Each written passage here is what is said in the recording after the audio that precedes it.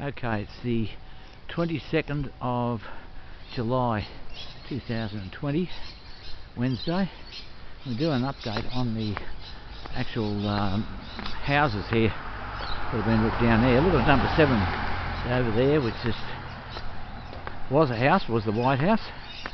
No longer White House. There's nothing there now, they're rebuilding. And we're coming down to number 6, which you'll see it's completely different. This is number 6 now. You might remember in the other video earlier, which is was done early this year, a different house here. So we're just going along and have a look at this now. And there we go. I'll give you an idea what we've got here. Oh, what do you call this? It's like a castle in some ways. It's quite a magnificent place. I like the top. Really spectacular with those things up there.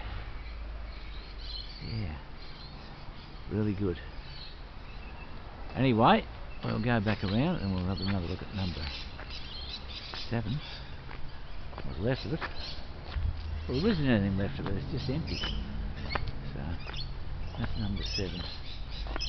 So just in case anybody wanted to know how things were going here, the 2 houses that were supposed to be demolished have been demolished, and that's it. So we're doing this now while we can,